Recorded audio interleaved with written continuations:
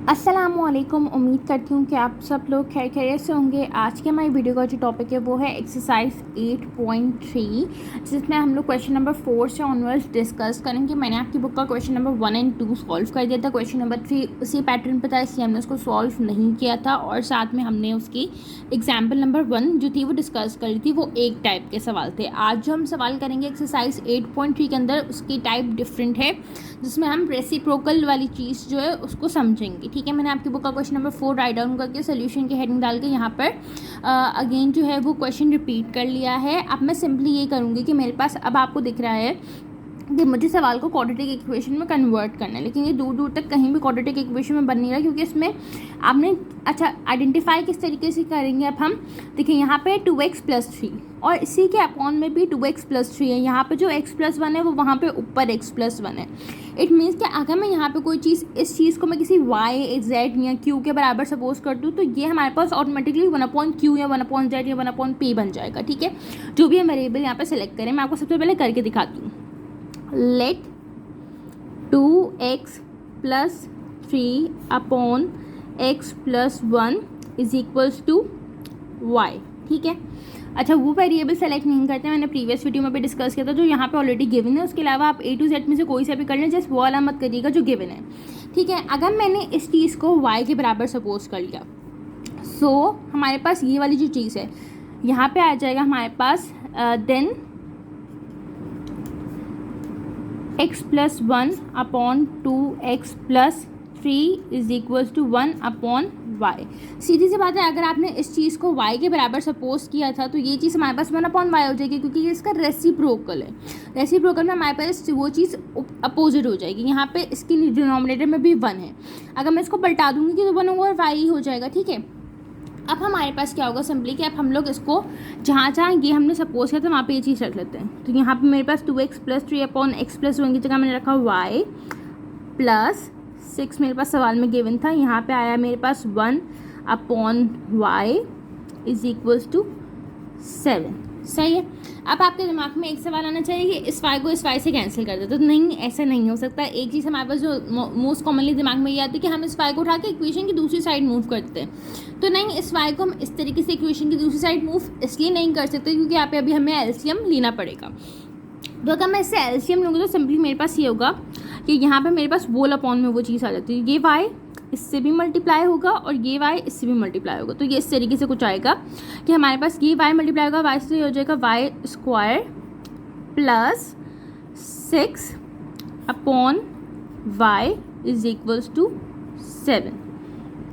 अब हम लोग सिंपली ये करेंगे। अच्छा, हम ये भी कर सकते थे कि हम यहाँ पे भी y मेंशन करते थे, हम y से y काटते, वो एक लंबा स्टेप था। हम लोगों ने सिंपली क्या एलसीएम लिया, जहाँ पे जो चीज़ नहीं है वहाँ पे वो चीज़ ले लेंगे। इसके वोल अपॉन में y करने के लिए मैंने इन दोनों के नीचे y कर दिया। यहाँ पे y इससे मल्टीप्लाई होते y² हो गया, +6 के साथ y हम नहीं लिखेंगे, इज इक्वल्स टू 7। अभी हमारे पास शक्ल जो है ना कुछ इस तरीके से बन जाएगी कि देखें, हम लोग इस y को इक्वेशन की दूसरी साइड मूव करा सकते हैं, इस y को नहीं करा सकते क्योंकि वोल एलसीएम में हमारे पास नहीं थी। ठीक है, अब हम लोगों ने सिंपली ये कि हमारे पास ये बन जाएगा y² + 6 is equals to 7y। इस y को मैंने इक्वेशन की दूसरी साइड मूव किया, यहाँ पे डिवाइड में था, वहाँ पे जाके मल्टीप्लाई हो जाएगा। अब अगर आप इस सवाल को देखें तो हमारे पास ये क्वाड्रेटिक इक्वेशन में कन्वर्ट हो रहा है, यानी जो हमारे पास हाईएस्ट डिग्री आ गई वो सेकंड आ गई। इट मीन्स कि हमारे पास क्वाड्रेटिक इक्वेशन के नियर है, लेकिन अभी स्टैंडर्डाइज फॉर्म में नहीं। तो अब हम इसको स्टैंडर्डाइज फॉर्म में लिख लेते हैं। तो ये आ जाएगा हमारे पास y² - 7y + 6 is equals to 0, क्योंकि पॉजिटिव का 7y वहाँ पे जाएगा इक्वेशन की, तो नेगेटिव का 7y हो जाएगा। अब मैं बता देती हूँ यहाँ पे कि मेरे पास a यहाँ पे मेरे पास 1 है, b मेरे पास यहाँ पे नेगेटिव का 7 है, एंड c मेरे पास जो है यहाँ पे 6 है पॉजिटिव का। ठीक है, एक दफ़ा मैं दोबारा से रिपीट कर देती हूँ, हो सकता है कि मेरी समझाने में आप लोगों के पास समझ नहीं आई हो जो मैंने अब तक समझाया है। देखिए, हमारे पास सबसे पहले हम लोगों ने 2x + 3 अपॉन x + 1 को y के बराबर सपोज किया, तो ये चीज़ हमारे पास रेसिप्रोकल होके 1/y बन गई, क्योंकि अभी हमारे पास इसके नीचे भी 1 है। तो जब मैं इसको उलट करूँगी हमारे पास 1/y बन जाएगी। यहाँ पे ये हो गया। फिर मैंने जहाँ पे y जो चीज़ मैंने सपोज की थी उस जगह पे मैंने वो लिख दिया। यहाँ पे 2x + 3 अपॉन x + 1 था, वहाँ पे y लिखा +6 1/y इज इक्वल टू 7। यहाँ पे मैंने लिया एलसीएम लेने की सूरत में ये y मल्टीप्लाई हुआ y से y स्क्वायर हो गया प्लस 6 ऐसे ही आ गया और इन दोनों के नीचे वोल अपॉन में y आ गया। तो वोल अपॉन में y इक्वेशन की दूसरी साइड मूव हो सकता है, ये वाला नहीं हो सकता था, तो मैंने इधर 7 के पास मूव किया। यहाँ पे डिवाइड में था, वहाँ पे जाके मल्टीप्लाई हो गया। फिर मैंने इक्वेशन को स्टैंडर्डाइज फॉर्म में किया। इट मीन्स y की हाईएस्ट पावर 2 देन y की हाईएस्ट पावर 1 एंड देन हमारे पास कांस्टेंट। तो हमारे पास ये क्वाड्रेटिक इक्वेशन में कन्वर्ट हो गया। यहाँ पे मैंने ए बी सी जो थे वो फाइंड आउट कर लिए, तो वो मैंने ए बी सी यहाँ पे लिख दिए। अब मैं यहाँ पे लिख दूँगी बाय अप्लाइंग क्वाड्रेटिक इक्वेशन। आप लोगों को क्वाड्रेटिक इक्वेशन सवाल पहली जो एक्सरसाइज है उसमें सॉल्व करनी आ गई होगी। जैसे हमारे पास मेन काम ऊपर की जो है ना चीज़ उसको सपोज करना है इन सवालों में, तो आप लोग इन सवालों को इजीली सॉल्व कर सकते हैं कि आपको पता हो कि आप क्या चीज़ यहाँ पे कौन सी टेक्निक अप्लाई हो रही है, कौन सा मेथड यहाँ पे अप्लाई हो सकता है। ठीक है, मैं क्वाड्रेटिक इक्वेशन लगाऊंगी y की टर्म्स से y is equals to minus b plus minus square root b के ऊपर square minus 4ac upon 2a, y is equals to minus 7 plus minus square root -7 के ऊपर स्क्वायर -4, a मेरे पास यहाँ पे 1 है, c जो है वो मेरे पास यहाँ पर 6 है अपॉन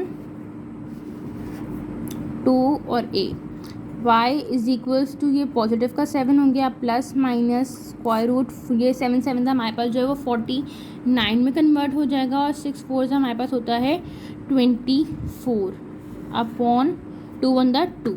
सही है। अब हम लोग सिंपली ये करते हैं कि हम लोग यहाँ पर 49 में से 24 को जब हम माइनस करेंगे तो वो आ रहा है हमारे पास 25, जैसे कि मैंने आपको यहाँ पे करके भी दिखा दिया कैलकुलेटर में। तो हमारे पास यहाँ पे आएगा y is equals to 7 plus minus square root 25 upon 2, y is equals to 7 plus 5 upon 2, क्योंकि 25 हमारे पास परफेक्ट स्क्वायर होता है 5 का, तो हमारे पास यहाँ पे हम उसकी जगह नेक्स्ट स्टेप में 5 लिख देंगे। ठीक है, एक दफ़ा प्लस में एक दफ़ा माइनस में, y is equals to 7 plus 5 upon 2 and y is equals to 7 minus 5 upon 2। तो ये बन जाएगा y इज इक्वल्स टू हमारे पास बन गया हमारे पास 12 अपॉन 2 एंड हमारे पास ये वाली जो चीज़ है ये बन जाएगी हमारे पास 2 अपॉन 2, 2/2, 2 6 12, 2/2, 2/2। तो हमारे पास जो दो सोल्यूशन सेट्स आ रहे हैं y के वो आ रहे हैं एक 6 एंड y का एक हमारे पास आ गया 1। लेकिन अब मसला यहाँ पे ये था कि हमने y को सपोज किया था किसी नंबर के बराबर। हमारे पास ये जो चीज़ थी इसको हमें वापसी कन्वर्ट करना होगा सवाल में, क्योंकि मैंने आपसे डिस्कस किया था कि इन सवाल में हमने जो शुरू में सपोज किया था उसमें लास्ट में हमें वो वैल्यू पुट करनी होती है। अब हम सिंपली इसमें ये करेंगे कि तो अब हम लोग सिंपली करेंगे कि हम लोगों ने जो दो सेट्स निकाले थे y is equal to 6 and y is equal to 1, लेकिन हम लोगों के पास ये सवाल का आंसर इसलिए नहीं है क्योंकि हमने y को सपोज किया था 2x plus 3 upon x plus 1 को हमने y के बराबर सपोज किया था। तो अब हमने y की जगह पे जो है वो वापसी वो पुट किया 2x plus 3 upon x plus 1 is equal to 6 and 2x plus 3 upon x plus 1 is equal to 1। अब मैं ये सिंपली कहूँगी कि मेरे पास 2x प्लस 3 ऐसी रहा, x प्लस 1 को मैंने वहाँ पर मूव किया तो ये 6 और ये x प्लस 1 आ गया। ठीक है, एंड यहाँ पे भी सिंपल यही हुआ 2x plus 3 is equals to 1 और x प्लस 1। ठीक है, अब ये 6 मल्टीप्लाई होगा, यहाँ पे ये 1 मल्टीप्लाई होगा, तो यहाँ पे हो जाएगा 2x प्लस 3 हमारे पास ऐसे ही आ गया, ये हो गया 6x प्लस 6, क्योंकि 6 इस नंबर से भी मल्टीप्लाई हुआ, इस वेरिएबल से भी मल्टीप्लाई हुआ, एंड यहाँ पे 2x plus 3 is equals to x plus 1 आ गया, क्योंकि 1 मल्टीप्लाई होगा x से तो x ही आएगा और 1 मल्टीप्लाई होगा 1 से तो 1 ही आएगा। ठीक है, अब हमारे पास नंबर्स को शिफ्ट कर लेते तो हमारे पास इस तरीके से आ जाएगा, तो कि 2x minus 6x is equals to 6 minus 3 and 2x minus x is equals to 1 minus 3। Simple ये क्या, जहाँ पे x वाली टर्म्स इनको साथ कर लिया, यहाँ पे मैंने 6x को मूव कर दिया, यहाँ पे मैंने 3 को मूव किया, जबकि 6x पॉजिटिव का है वहाँ पे जाके नेगेटिव का हो जाएगा और ये जो 3 पॉजिटिव का है वहाँ पे जाके नेगेटिव का हो जाएगा। तो यहाँ पे हमारे पास हो जाएगा ये माइनस का 4x इज इक्वल्स टू ये हमारे पास बचा 3 and x is equals to minus 3 upon 4। सही है, यहाँ पे भी इसको सॉल्व कर लेते हैं। हमारे पास यहाँ पे बचेगा हमारे पास x इज इक्वल्स टू -2। ये हमारे पास दोनों इसके सोल्यूशन सेट्स आ गए। एक आया हमारे पास -3 अपॉन 4 और एक आया हमारे पास x इज इक्वल्स टू -2। अब हम इनको सोल्यूशन सेट्स में लिख लेते हैं। Hence the solution set is curly bracket लगाया -3/4 -2, ये हमारे पास इसके दोनों आंसर्स आ गए।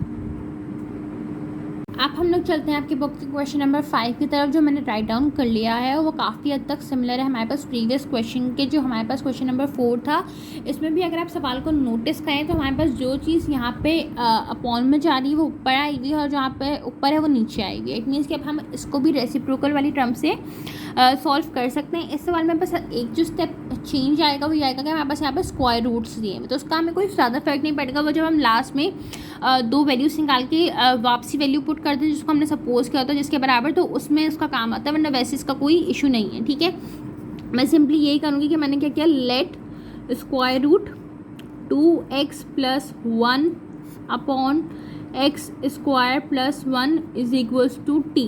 मैंने इसको t के बराबर सपोज किया, तो ये वाली चीज़ मेरे पास 1/t के बराबर हो जाएगी। सेकेंडली एक चीज़ मैंने ये भी बतानी है आप लोगों को कि जब मैंने स्क्वायर रूट के साथ सपोज किया तो यहाँ पे मैं स्क्वायर रूट में t नहीं लिखूंगी, मैं डायरेक्ट यहाँ पे t लिखूंगी। सही है, कि मैंने पूरे स्क्वायर रूट के साथ इस वैल्यू को सपोज किया। अगर मैं यहाँ पे स्क्वायर रूट के साथ सपोज नहीं करी होती तो फिर मैं रूट में t लिखती। ठीक है, तो मैंने अभी जब पूरे स्क्वायर रूट के साथ किया तो मैं यहाँ पे डायरेक्ट t लिखूंगी। यहाँ पे ये चीज़ मेरे पास 1/t हो जाएगी इज इक्वल्स टू 5। सही है, then square root x square + 1/2x square + 1 is equals to 1/t। तो यहाँ पे मैं जहाँ पे जो वैल्यू रखी थी यहाँ पे t रखूँगी, यहाँ पे +6 1/t is equals to 5। t + 6 1/t is equals to 5। Again यहाँ पे एलसीएम लूँगी, एलसीएम लेने की सूरत में मीन्स मुझे पूरे अपॉन में ये चीज़ चाहिए। सही है, दोनों के नीचे आ जाए, तो यहाँ पे हो जाएगा t square + 6/t is equals to 5। अब मैं इस t को वहाँ पे मूव करूँगी तो ये हो जाएगा t square + 6 is equals to 5t। अब मैं इसको यहाँ पे शिफ्ट करूँगी 5t को, क्योंकि स्टैंडर्डाइज फॉर्म में करनी है मुझे क्वाड्रेटिक इक्वेशन, क्योंकि यहाँ पे हो जाएगा t square + 6 is -5t is equals to 0। उसको अरेंज कर लेती हूँ, t square -5t + 6 is equals to 0।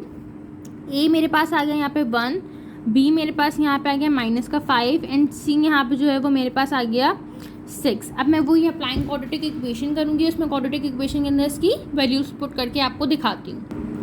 अब हम लोगों ने यहाँ पे जो है मैंने क्वाड्रेटिक इक्वेशन सॉल्व कर ली। मैंने सबसे पहले बाय अप्लाइंग क्वाड्रेटिक इक्वेशन लिखा, मैंने क्वाड्रेटिक इक्वेशन को फॉर्मूला लिखा इन टर्म्स ऑफ t में, मैंने इसको सॉल्व किया। यहाँ पे मेरे पास 25 - 24 आया। जब मैंने इस चीज़ को सॉल्व किया अपॉन 2 आ गया था, 2/2। सही है, फिर मेरे पास यहाँ पे 25 - 24 1 होता है। हमारे पास जो रूट 1 होता है वो 1 के ही बराबर आता है। हमारे पास 5 + -1/2 हो गया। 5 एक दफ़ा मैंने पॉजिटिव में लिखा, एक दफ़ा मैंने नेगेटिव में लिखा। 5 + 1/2 एंड 5 - 1/2, तो ये हो गया 6/2 एंड 4/2। तो यहाँ पे 2/2, 2 3 6 एंड 2/2, 2 2 4, ये हमारे पास आ गया 2t।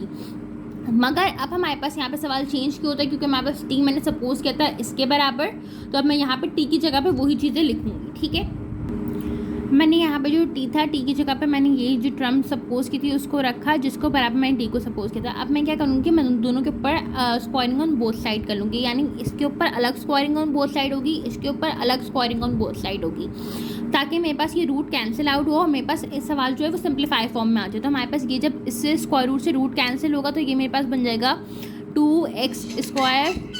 लेकिन ये सवाल यहाँ पर हमारे पास एंड इसलिए नहीं होगा क्योंकि आप हमारे पास देखिए, हमारे पास ना 8 किसी का परफेक्ट स्क्वायर था, ना 7 किसी का परफेक्ट स्क्वायर था, ना 3 किसी का परफेक्ट स्क्वायर था, ना 2 किसी का परफेक्ट स्क्वायर था।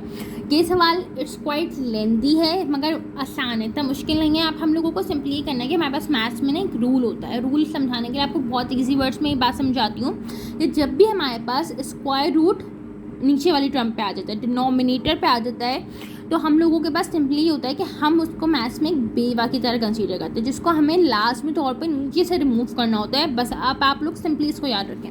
अब हम लोग सिंपली ये करेंगे कि हम लोग लिखेंगे मल्टीप्लाइंग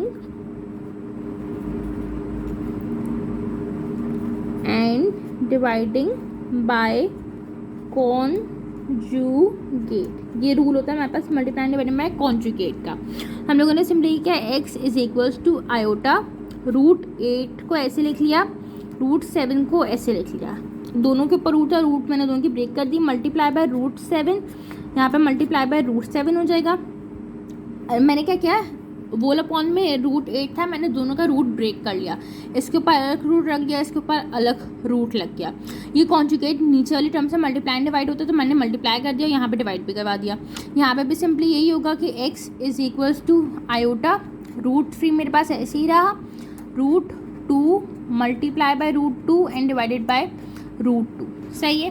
अभी हमारे पास नेक्स्ट स्टेप में ये होगा कि हमारे पास ये हो जाएगा 8 और 7 आपस में मल्टीप्लाई हो जाएंगे, तो हमारे पास 8 7 जो होता है 56, यहाँ क्या आपके पास 56, तो ये आ गया हमारे पास आयोटा रूट, आपको प्रॉपर्ली करके दिखा देती हूँ, 8 multiply by 7 upon √7 multiply by 7 and यहाँ पे होगा x is equals to iota √3 multiply by 2 upon √2 multiply by 2।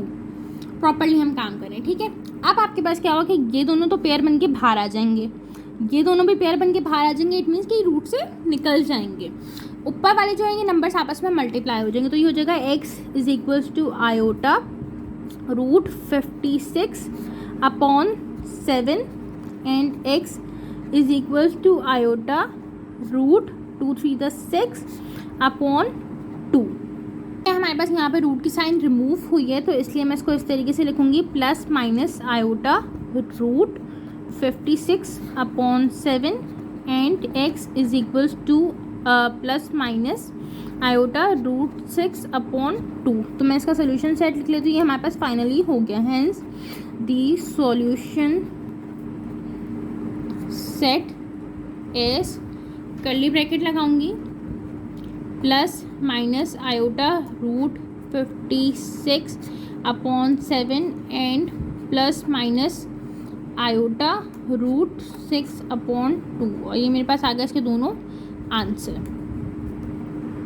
Simply हम लोगों ने एक दफ़ा इस सवाल का मैं आपको रिव्यू दे देती हूँ या ओवरव्यू दे देती हूँ कि हम लोगों ने सिंपली ये किया कि सबसे पहले हमने इसको सपोज किया, एलसीएम लिया, क्वाड्रेटिक इक्वेशन की शक्ल में लिया है, क्वाड्रेटिक इक्वेशन का फॉर्मूला लगा के क्वाड्रेटिक इक्वेशन से इसको सॉल्व किया, लेकिन जब 2 आंसर्स आए तो वो हमारे पास फाइनल आंसर नहीं थे, क्योंकि हम लोगों ने इसको किसी चीज़ के बराबर सपोज किया था, हमारे पास मैथ्स में जिस चीज़ के बराबर सपोज किया था उसको वापसी उस कंडीशन में पुट करना था।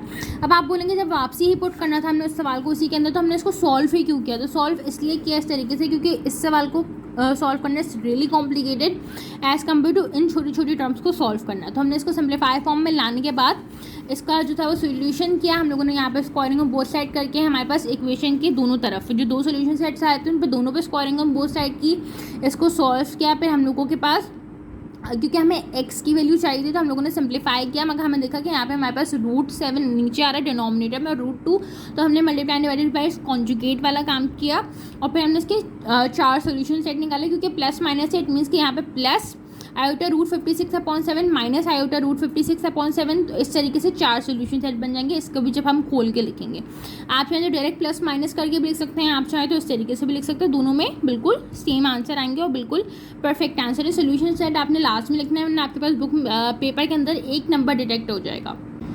Now we are discussing a similar example जो हमारे पास बुक में थी। बुक के एग्जाम्पल्स भी आप लोग जो हैं वो प्लीज़ कर लिया करें, ताकि आप लोगों को एक आइडिया हो जाए कि अगर आपके पास बुक से सवाल आ रहा है तो आपको एग्जाम्पल्स भी आने चाहिए, आपको सवाल भी आने चाहिए। ठीक है, मैंने आपकी बुक की जो इस सवाल के रिलेटेड जो हमने टाइप डिस्कस किया उसके हिसाब से जो मुझे एग्जाम्पल मिली मैंने यहाँ पर राइट डाउन कर लिया, सोल्यूशन की हेडिंग डाल के दोबारा से जो एग्जाम्पल थी उसको रिपीट कर लिया। अब मैं यहाँ पर सिंपली ये करूँगी कि मैंने क्या किया, लेट यहाँ पे क्योंकि x की टर्म में तो square root x plus 3 is equals to z।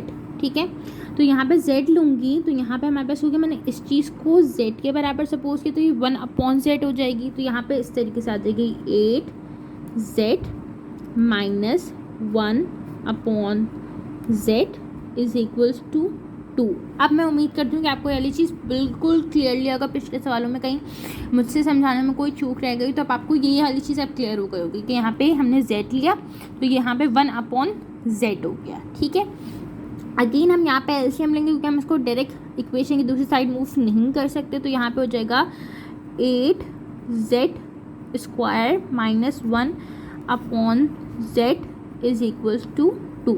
ये z इससे मल्टीप्लाई हुआ, z multiply by z is z square minus 1 upon z is equal to 2। अब ये हो जाएगा 8z square minus 1 is equals to 2z। z equation की इस side multiply divide में वहाँ पे जाके मल्टीप्लाई हो जाएगा। 8z square minus 2z minus 1 is equals to 0। यहाँ पे मेरी स्टैंडर्डाइज फॉर्म आ गई। इट मीन्स कि x की हाईएस्ट पावर 2, x की highest power 1 and then constant वाली टर्म। ठीक है, तो मैंने यहाँ पे लिखा a is equals to 8 and b is equals to -2 and c is equals to -1 by applying quadratic equation।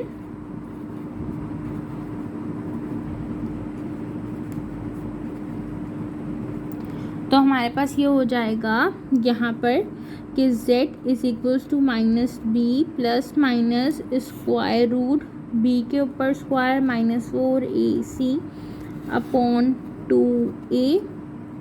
z is equals to -2 plus minus square root -2 के ऊपर स्क्वायर -4a मेरे पास 8 है, c मेरे पास यहाँ पर माइनस का 1 है अपॉन 2 मल्टीप्लाई बाय 8 हो जाएगा। ठीक है, देन हमारे पास यहाँ पे होगा z इज इक्वल्स टू, यहाँ पे पॉजिटिव का 2 हो गया प्लस माइनस स्क्वायर रूट 2 तो यहाँ पे हमारे पास हो गया 4 माइनस हुआ प्लस 8 मल्टीप्लाई बाय 4 इज 32। करके भी दिखा देती हूँ, हमारे पास 8 मल्टीप्लाई बाय 4 32 आ गया upon 8 one side 8 to the 16। ठीक है, z is equals to 2 plus minus square root 36 upon 16। z is equals to 2 plus minus 6 upon 16। 6 ऐसे होगा क्योंकि रूट 36 जब मैं डालूंगी तो 6 के बराबर आएगा। z is equals to 2 plus 6 upon 16 and z is equals to 2 minus 6 upon 16। z is equals to 8 upon 16 and z is equals to -4 upon 16। अब हम लोग इसको कैंसिल आउट कर लेते हैं, तो 8 वन साइड 8 टू द 16 होता है, ये हमारे पास हो गया 1/2 एंड यहाँ पे जो होगा वो हमारे पास होगा 4 वन द 4 4 4 द 16 की हो गया माइनस का 1/4। क्योंकि हमने z को सपोज किया हुआ था किसी चीज़ के बराबर, तो हम उस चीज़ की टर्म्स में इसको सॉल्व कर लेते हैं। मैं आपको नेक्स्ट पेज पे इसका सोल्यूशन करके दिखाती हूँ। जब हम लोग इसको सॉल्व करेंगे आगे, तो यहाँ हमारे पास दो रूट में आ रहे हैं। यहाँ पर जो z था उसकी जगह मैंने रखा है रूट x+3, यहाँ पे भी x+3 दो आए थे ना, क्योंकि यहाँ पे solution z is equal to 1/2 and z is equal to -1/4, तो मैंने z की जगह पे ये लिखा, बाकी वही नंबर रिपीट कर दिया। आप मैं दोनों पे स्क्वायरिंग ऑन बोथ साइड करूँगी, स्क्वायरिंग ऑन बोथ साइड्स, तो यहाँ पे हो जाएगा x+3 के ऊपर whole square is equals to 1/2 के ऊपर होल स्क्वायर, और यहाँ पे हो जाएगा एंड रूट z+3 के ऊपर whole square is equals to 1/4 के ऊपर होल स्क्वायर। सही है, यहाँ पे स्क्वायर रूट से ये कैंसिल हो जाएगा, तो ये हो जाएगा x+3 इज इक्वल्स टू 1/4। 1 का स्क्वायर परफेक्ट स्क्वायर 1 ही होता है, 2 का परफेक्ट स्क्वायर 4 होता है, एंड यहाँ पे हो जाएगा x+3 इज इक्वल्स टू 1/16, क्योंकि 4 का परफेक्ट स्क्वायर 16 होता है। ठीक है, अब हमारे पास सिंपली होगा कि यहाँ पे 3 एक्स्ट्रा है, तो वहाँ पे मूव करेंगे, तो यहाँ पे हो जाएगा x is equals to 1/4 -3 and x is equals to 1/16 -3। बच्चे इस चीज़ में बड़ा कंफ्यूज होते हैं, मैं आपको डायरेक्ट कैलकुलेटर से करके दिखा देती हूँ, ताकि आपको अगर नहीं भी समझ आ रहा तो आप ऐसे कर लें। 1 लिखा, सबसे पहले मैंने ये वाला बटन दबाया, 1 लिखा, अपॉन में 4 लिखा, यहाँ पे जो भी साइन थी यहाँ पे माइनस की थी, मैंने माइनस की लगाया, जो नंबर था वो लिख दिया, तो डायरेक्ट वो सॉल्व करके दिखेगा। यहाँ पे आ गया हमारे पास x इज इक्वल्स टू -11/4। मैंने सिंपली आप ऐसे भी कर सकते हैं, 4 मल्टीप्लाई बाय 3 करेंगे और जो नंबर आएगा उसको माइनस कर लेंगे। सही है, एंड यहाँ पे भी हम एक दफ़ा रिपीट करते हैं। यहाँ पे क्या था हमारे पास 1/16, यहाँ पे रखा माइनस का 3, तो ये आ गया -47/16।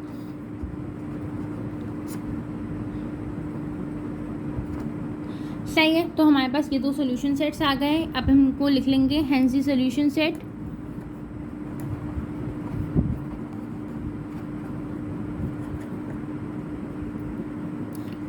-11/4 एंड -47/16, और ये मैं इसके आंसर होगा।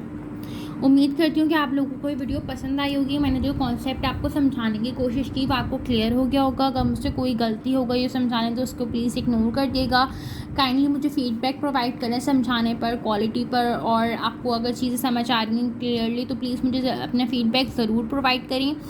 सेकेंडली इसकी नेक्स्ट वीडियो जिसमें हम डिफरेंट टाइप के सवाल डिस्कस करेंगे, इसी की एक्सरसाइज के रिलेटेड वो जल्दी अपलोड कर दूँगी। अगर आप लोगों को वीडियो पसंद आई तो इसको लाइक करें, चैनल को सब्सक्राइब करें, दूसरों के साथ शेयर करें और अपना ख्याल रखें। फ़ी अमान अल्लाह, अल्लाह हाफ़िज़।